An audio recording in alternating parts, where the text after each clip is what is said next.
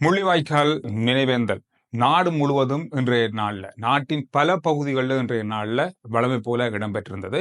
பொதுவா இந்த முள்ளிவாய்க்கால் நினைவேந்தல் அல்லது முள்ளிவாய்க்கால் நினைவுச்சுடர் ஏத்துற இந்த நிகழ்வுகளுக்கு பலதரப்பட்ட காலகட்டங்கள்ல ஒவ்வொரு இடங்கள்லையும் ஒவ்வொரு விதமான கட்டுப்பாடுகள் இருந்தாலும் இன்றைய நாள்லையும் சில இடங்கள்ல சில கட்டுப்பாடுகள் இருந்ததுதான். ஆனா பெரிய அளவான கட்டுப்பாடுகளையும் எதிர்ப்பையும் இந்த முறை காண கிடைக்காத பல வீடியோக்களையும் புகைப்படங்களையும் சமூக வலைத்தளங்களையும் செய்தி ஊடகங்களையும் பார்க்கக்கூடியதாக இருந்தது. முள்ளிவாய்க்கால் நினைவேந்தல் பகுதியில் ஏராளமான பொதுமக்கள் இன்றைய நாளில் இறுதி யுத்தத்தில் உயிர் நீத்தவர்களுக்கான அஞ்சலி செலுத்தும் நினைவேந்தலில் பங்கு கொண்டிருந்தாங்க. இந்த நினைவேந்தல் தொடர்பான பல வீடியோக்களும் பல புகைப்பட காட்சிகளையும் சமூக ஊடகங்களில் பார்க்கக்கூடியதாக இருந்தது. அது மட்டுமில்லாமல் நாட்டினுடைய பல பிரதேசங்களிலையும் இந்த முள்ளிவாய்க்கால் நினைவேந்தல் நிகழ்வுகள் இடம்பெற்றிருந்தது. முள்ளிவாய்க்கால் கஞ்சி வழங்கும் நிகழ்வுகளும் இன்றைய நாளில் இடம்பெற்றது பார்க்கக்கூடியதாக இருந்தது. இந்த முள்ளிவாய்க்காலில் ஏற்றப்பட்ட நினைவேந்தல் சுடர் மக்கள் அங்கு வந்த அந்த விதம், அடுத்தது இந்த மக்கள் எவ்வளவு பேர் இங்க பங்கு கொண்டிருக்காங்க அப்படின்றதெல்லாம் மிகப்பெரிய அளவுல ட்ரோன் கேமராக்கள் மூலம் படம் பிடிக்கப்பட்டு இன்றைய நாளில் இலங்கையினுடைய முன்னணி சிங்கள ஊடகங்கள் பெரிய அளவாக அதை பிரம்மாண்டமாக காட்டியிருந்தாங்க. இதில் அவங்க சொல்ல வந்த பல விஷயங்கள் அதில் பார்க்கக்கூடியதாக இருந்தது, அதில் கருத்துக்களில் பார்க்கக்கூடியதாக இருந்தது. அதாவது இவ்வளவு பேர் சேர்றாங்க, அதாவது இந்த ஒரு நிகழ்வில் இந்த மாதிரி ஒரு அரசாங்கம் இந்த அளவுக்கு மக்களை ஒன்று சேர்க்கிற அளவுக்கு இடம் கொடுத்துருக்காங்க, இந்த அரசாங்கம் அந்த மாதிரி ஒரு இடத்தை கொடுத்துருக்காங்க பாருங்க அப்படின்ற மாதிரி சிங்கள மக்கள் மத்தியில் இந்த வீடியோக்களை பெரிய அளவா இன்றைய நாளில் சிங்கள ஊடகங்கள் கொண்டு போய் சேர்த்ததையும் பார்க்கக்கூடியதாக இருந்தது. எனவே இந்த விஷயம் இன்றைய நாளில் முள்ளிவாய்க்கால் நினைவேந்தலாக நடந்த நிகழ்வுகளாக இருந்தது. அதோட இன்றைய நாளில் கொழும்பு வெள்ளவத்தை கடற்கரையில் இடம்பெற்ற முள்ளிவாய்க்கால் நினைவேந்தலில் பலர் கலந்து கொண்டிருந்தாங்க. பொதுமக்கள், சமூக ஆர்வலர்கள் பலர் இந்த விஷயத்துல இன்றைய நாளில் முள்ளிவாய்க்கால் நினைவேந்தல் சுடரேற்றும் நிகழ்வில் இடம்பெற்ற அங்கு இடம்பெற்ற உரை நிகழ்வுகளையும் கலந்து கொண்டிருந்தாங்க. ஆனா இந்த நிகழ்வு இடம்பெற்றுக் கொண்டிருக்கும் போது இதற்கு எதிரான சில கோஷங்கள் எழுப்பப்பட்டிருந்தது ஒரு சில இனந்தெரியாதவர்களால. இந்த விஷயம் போலீசாரினுடைய கட்டுப்பாட்டில் இருந்தாலும் கூட பெரிய அளவான ஒரு எதிர்ப்பாக இந்த எதிர்ப்பு இன்றைய நாளில் இது பார்க்கக்கூடியதாக இருந்தது. இந்த எதிர்ப்பாளர்கள் சொன்ன பல விஷயங்கள் இதுல சொல்லப்பட்டது. அந்த முள்ளிவாய்க்கால் நினைவேந்தல் நாளில் உயிரிழந்தவர்கள் அத்தனையுமே பயங்கரவாதிகள், பொதுமக்கள் யாரும் உயிரிழக்கல. இந்த மாதிரியான ஒரு நாளை அவங்க பொதுமக்கள் உயிரிழந்தாங்க அப்படின்னு நினைவு கூர்ந்து சமூகங்களுக்கு இடையிலான ஒற்றுமையை சீர்குலைக்கிறதுக்காக இவங்க இப்படி செயற்படுறாங்க அப்படின்ற மாதிரியான எதிர்ப்பு கோஷங்களை இந்த எதிர்ப்பாளர்களிடமிருந்து பார்க்கக்கூடியதாக இருக்கு.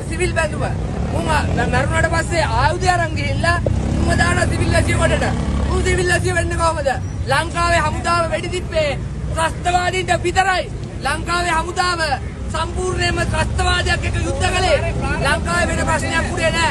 මුන් ඇවිල්ලා මේ බඩ පොස්තරවාදයට කරන්නේ. කියෝජාව ආරක්ෂා කරලා තියෙනවා.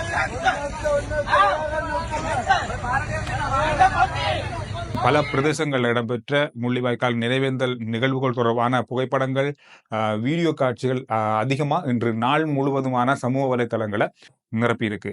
அது மட்டும் இல்லாமல் முன்னாள் ஜனாதிபதிகள், அதோடு மட்டும் இப்ப இருக்கிற அரசியல்வாதிகள் பலர் இந்த 16 வருட யுத்த நிறைவு ஆண்ட நினைவு கூறுற முகமான பல ஃபேஸ்புக் பதிவுகளாக இருக்கிற அவங்களுடைய கருத்துக்களை பதிவிட்டிருந்தாங்க. முன்னாள் ஜனாதிபதி மஹிந்த ராஜபக்ஷ அவர்கள் தன்னுடைய ஃபேஸ்புக் தளத்துல பதிவிட்டிருந்த ஒரு பதிவு மிகப்பெரிய அளவிலான கருத்துக்கள், சில வாழ்த்து செய்திகள், இந்த மாதிரி பல விஷயங்கள் அவருடைய ஃபேஸ்புக் பதிவினுடைய பக்கத்தின் கீழ் பார்க்கக்கூடியதாக இருந்தது. அவருடைய பதிவில் அவர் குறிப்பிட்டிருந்தது, தான் உயிரோட இல்லாத காலத்திலும் இலங்கை ஒரு இறையாண்மை கொண்ட நாடாக இருக்கணும், ஒற்றை சிங்கை கொடியின் கீழ் எல்லோரும் ஒற்றுமையா வாழணும் அப்படின்ற கருத்துக்கள் உள்ளடக்கியதான பதிவாக அவருடைய பதிவில பார்க்கக்கூடியதாக இருந்தது. இது முன்னாள் ஜனாதிபதி மஹிந்த ராஜபக்ஷ அவர்கள் தன்னுடைய ஃபேஸ்புக் பதிவில இன்று 16 வருட யுத்த நிறைவு ஆண்ட நினைவு கூறுற முகமான பதிவாக இருந்தது. அதோடு நாடாளுமன்ற உறுப்பினர் நாமல் ராஜபக்ஷ அவர்களுடைய பக்கத்தை பார்க்கும்போது அவர் இன்றைய நல்ல முன்னாள்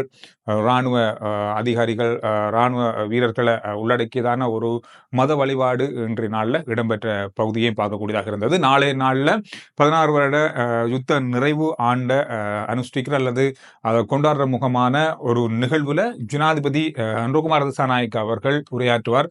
அந்த நிகழ்வுக்கு அவர் பங்கு கொள்வார் அப்படின்ற மாதிரியும் இன்றைய செய்திகளில் பார்க்கக்கூடியதாக இருந்தது. இன்றைய நாள்ல கொழும்பு ப்ளூ மண்டல் ரயில்வே கடவைக்கு பக்கத்துல ஒரு துப்பாக்கிச் சூடு சம்பவம் ஒன்று இடம்பெற்றது. இந்த துப்பாக்கிச் சூடு சம்பவத்துல 38 வயதான ஒருவர் படுகாயமடைந்த நிலையில வைத்தியசாலையில் அனுமதிக்கப்பட்டிருந்தாரு. இந்த துப்பாக்கிச் சூடு சம்பவத்தை அடுத்து அந்த பிரதேசம் கொஞ்சம் பரபரப்பான பிரதேசமாக மாறியிருந்தது. அண்மை நாட்களா தொடர்ச்சியான துப்பாக்கிச் சூடு சம்பவம் கொட்டைனாஞ்சேனையில போன கிழமை ஒரு துப்பாக்கிச் சூடு சம்பவம் இடம்பெற்றிருந்தது.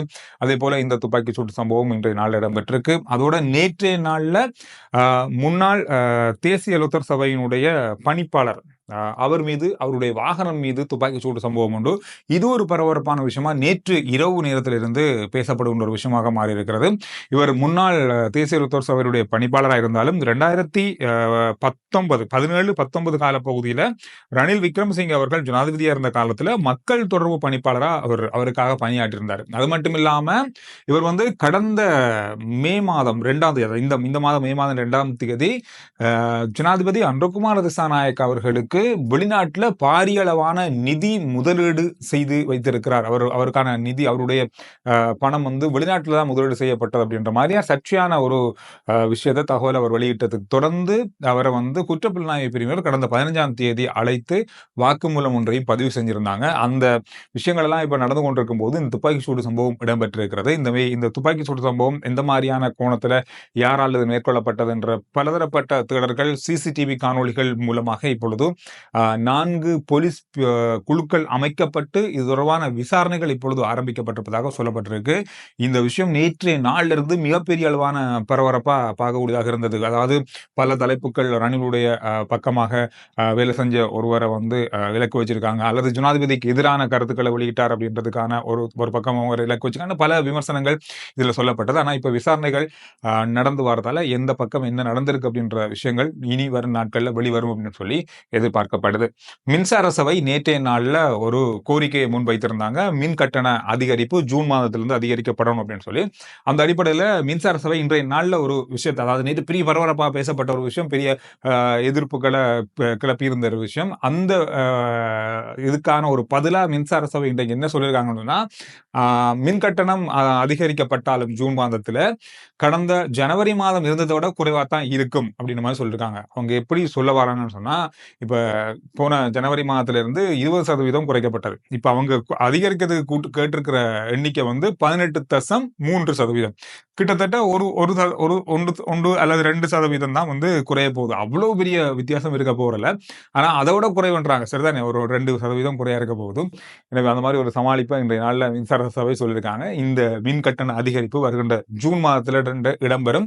ஆனா பொது பயன்பாட்டு ஆணைக்குழுக்கு சரியாக இன்னும் அனுமதி கொடுக்கல. அவங்க எப்ப கொடுக்க போறாங்க அப்படின்னு தெரியல. ஆனா மின்சார சபை மிகப்பெரிய ஒரு அழுத்தத்துல இருக்கிறதன் காரணமாக, நடத்துல இருக்கிறதன் காரணமாக இந்த மின் கட்டண அதிகரிப்பை இந்த மாதம், அதாவது இந்த மாத கடைசி அல்லது ஜூன் மாதத்தினுடைய முதல் பகுதியிலேயே செய்ய வேண்டிய நிலையில மின்சார சபை இருக்கு அப்படின்றது மட்டும்தான் உண்மை. எனவே இந்த விஷயங்கள் என்ற நாள்ல அதிகமா பார்க்கப்பட்ட செய்திகள். RJ Chandru report YouTube channel, Facebook page, WhatsApp channel எல்லாத்தையும் ஃபாலோ பண்ணுங்க. அடுத்த வீடியோல நான் உங்களை சந்திக்கிறேன்.